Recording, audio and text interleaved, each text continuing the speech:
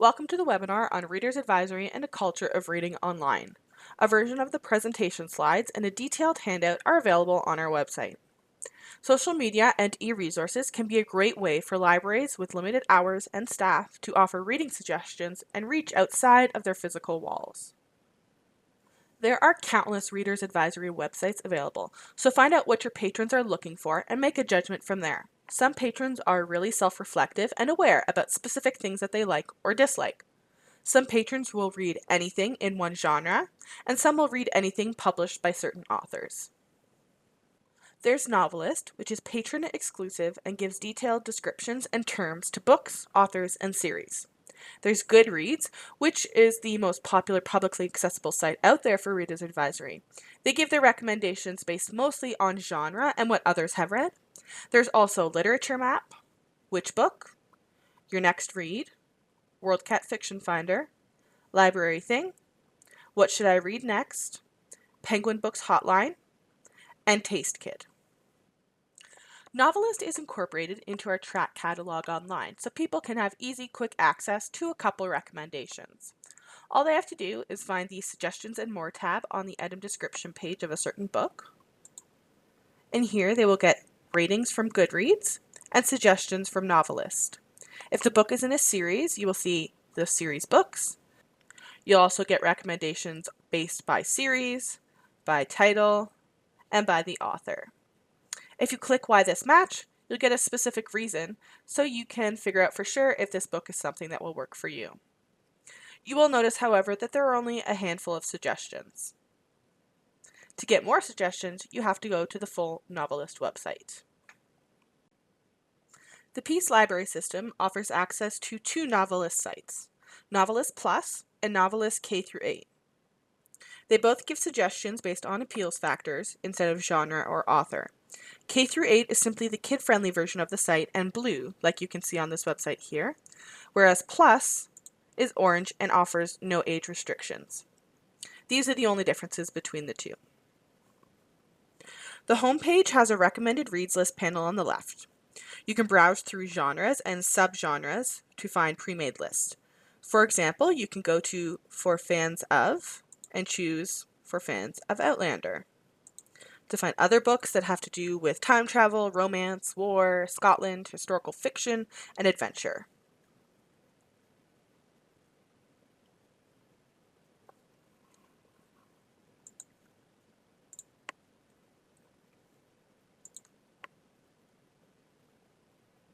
The homepage also has pre-made lists with themes and factors that relate to a season or holiday depending on the time of year. For example, around Halloween, the lists and factors focused on horror and suspense. There's also a list organized by age group where you can go in and browse by genre.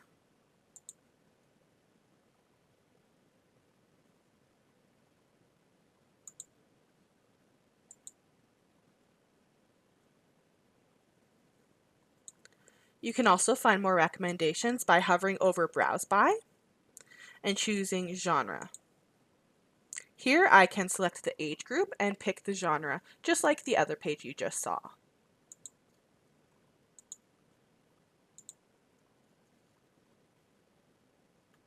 You can also hover over Browse By and choose Appeal to get the Appeal Mixer.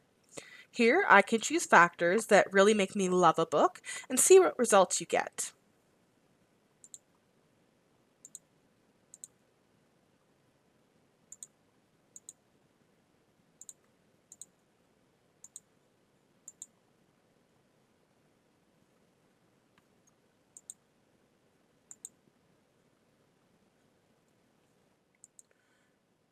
You also have the opportunity to use the basic or advanced search bars at the top.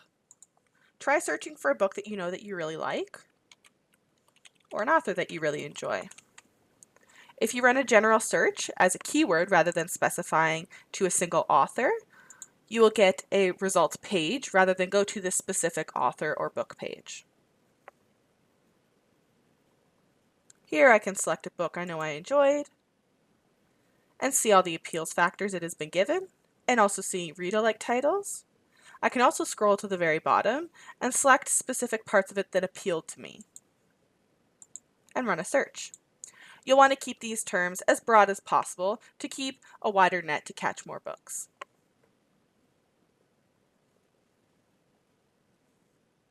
There are also tons of extra links and resources under the Especially For, Quick Links, and How Do I section.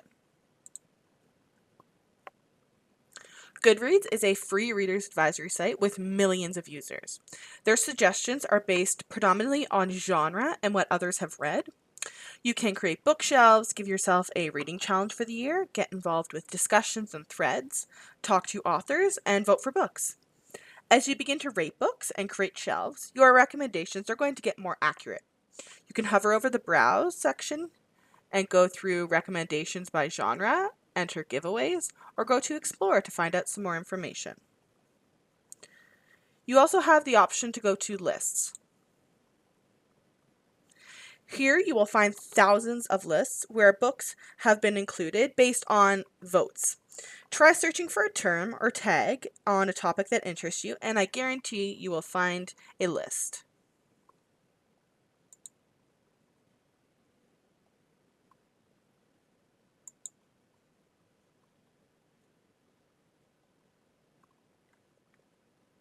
Once you find your list, you can vote for books, and you can also make recommendations for books that should be included. The higher up the book is in a list, the more votes it has.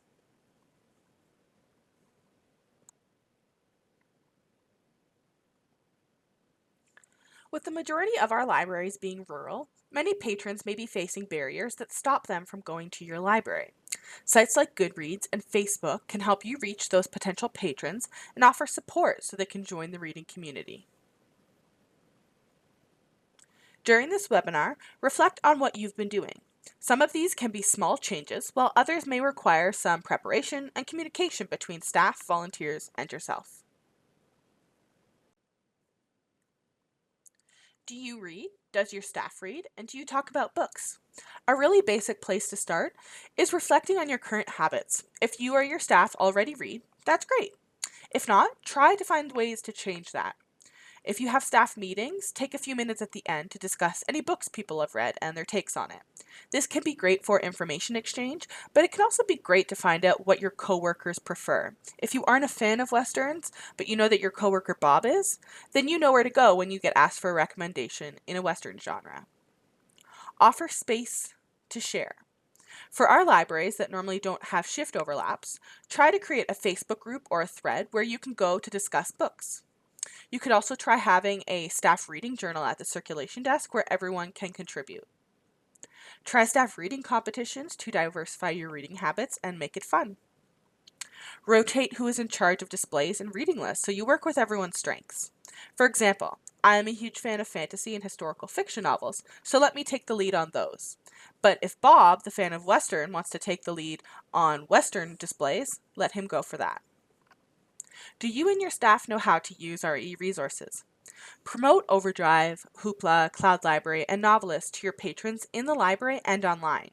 You need to be able to show your patrons why and how to use these resources. There is a stereotype of libraries being only paper books, and you need to tackle that. This can be a huge reason why people haven't come to your library or aren't patrons. Some other libraries have very limited resources, so you need to show off what you have. If there is a staff or library device at circulation, try to have all the relevant apps on it so you can show your patrons the basics or at least show them what the app looks like.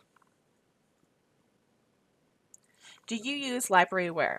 This marketing tool creates high quality posters that you can totally customize. But a lot of the templates already have free reader's advisory information. There are brochures, posters, bookmarks, and more that offer suggestions on genres or certain types of books.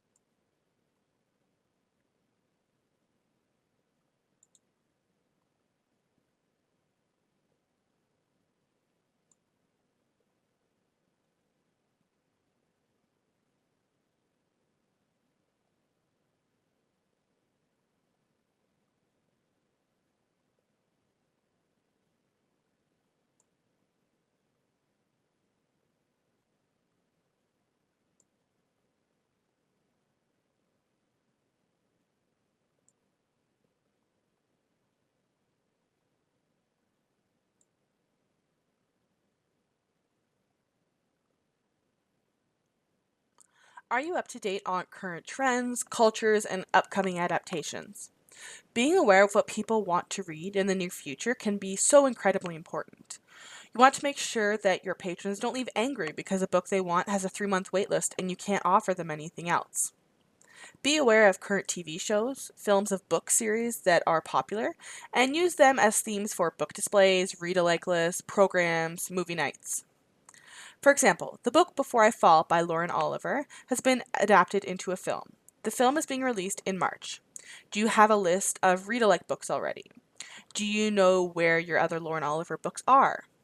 This is important since other libraries will likely be experiencing the same demand for books, so interlibrary loan can't really help you there. Another one to be ready for is Stephen King. The film adaptation of The Gunslinger is coming out in July, and It is coming out in September.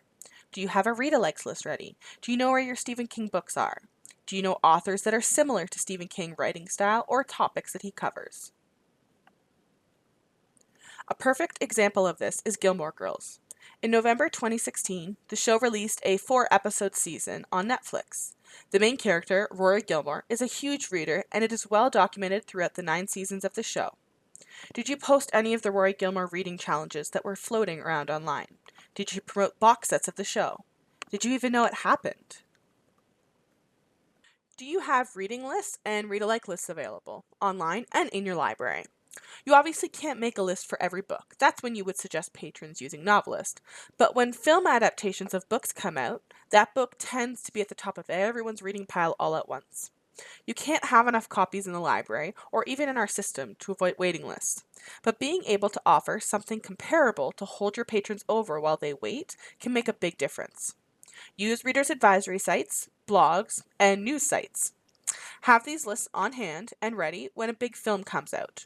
For example, on May 12th, a film called King Arthur, Legends of the Sword is being released. Have flyers, bookmarks, brochures, and lists ready well before that to tackle the sudden interest in myths, knights, chivalry, medieval times, monarchies, England, and such.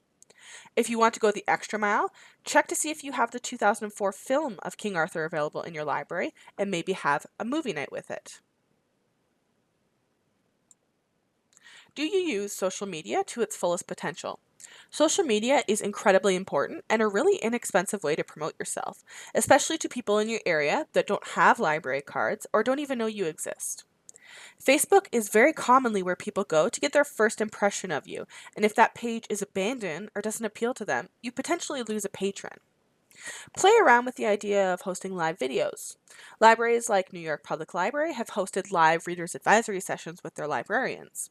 Maybe have patrons submit questions during the live stream, or pull them from other places such as a comments section, or collect them at the circulation desk. Don't be afraid to share book reviews from YouTube or blogs. They can be really fun and helpful. Promote new arrivals in the libraries with pictures. It is time-consuming and generally unappealing for patrons to see a long list of books. Instead, take a picture of some book spines or book covers or a full book display to show off your growing collection. Posts with pictures are far more likely to be effective and 2 to 3 times more likely to be actually read. Get involved in local passions and events. For example, the Toronto Public Library normally gets involved with the Toronto Blue Jays during playoffs. A couple years ago, the Blue Jays played the Kansas City Royals in the playoffs, so the Toronto Public Library used book spines to send fun, taunting messages to the Kansas City Public Library, and they've continued to do this every year since. Ask questions and respond. If you have patrons ask for clarifications on a post, answer that patron and then edit your post to avoid any future confusion. If you post something like, "We just got the newest J.K. Rowling book in, what's your favorite book written by her and why?" #new books, try to at least respond to some of the posts or like them. Do you subscribe to newsletters, blogs, or reviewers? Try joining a listserv like the one run by Morton Grove Public Library. The library community is one that loves to share information, and listservs can be really helpful to get support and answers. There is no shortage of newsletters, book clubs, book blogs, YouTube channels, and Instagram accounts devoted to books. Follow them on social media and share things when they're relevant. Take a look at the handout for this webinar to get a full list of some of the great sites out there. Among them is Book Riot, Bustle Books, BuzzFeed Books, CBC Books, Chapters Blog, Epic Reads, Modern Mrs. Darcy, and Novelist Book Squad.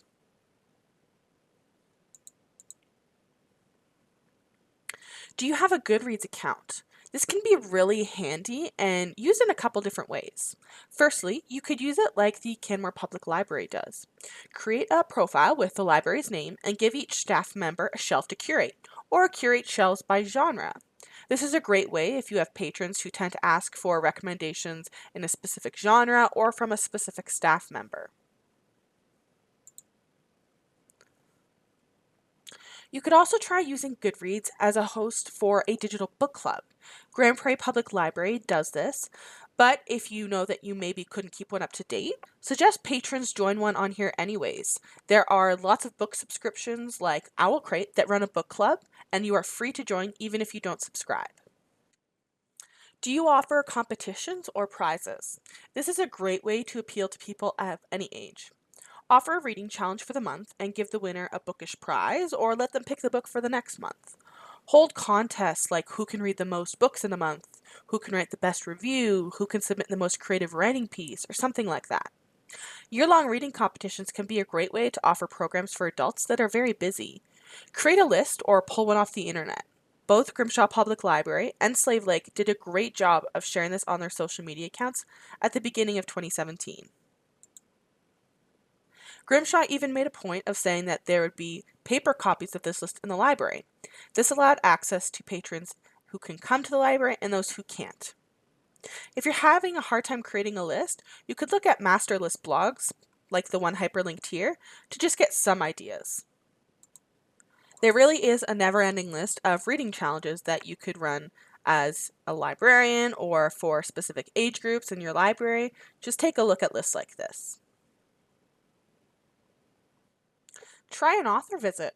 While the system runs author tours, reach out to see if you can set one up for yourself or your own library. If an artist, author, storyteller, or a musician can come into the library, try to film it or live stream the event. You could also try Skyping in an author and having people come into the library while you live stream or record. Have you tried running a virtual story time? Patrons can be homebound for countless reasons, so try to record yourself reading at your regularly scheduled story time, or do it when you have a few minutes to record. Post this video onto your YouTube and Facebook so your homebound patrons can watch it and their kids can enjoy it, and the kids who attended the story time can listen to the story again if they really enjoyed it. Check out Fox Creek Municipal Library's YouTube channel since they've been doing this for a couple years. Larger libraries like New York Public Library have also been doing this. Be present online. This is a really important way for you to reach teens and adults that may not already be using your library. It's a great way to interact with patrons who could be shy as well. Share information freely. If you have lots of patrons coming in and asking for a certain book or author, share those recommendations online. And finally, hashtag. This can increase your audience and help patrons know what the post is about. There are tons of hashtags out there. Bookface Friday and Ask a Librarian. Best Books and The Book Was Better. I Am Reading and Book Lovers. What to Read and I Read Everywhere. Ebook and Recommended Reads. Staff Picks and New Books. Bookworm and Book Hoarder. If you have any questions, concerns, or e-resources that you wanted to share, please feel free to contact myself using the information available on the screen.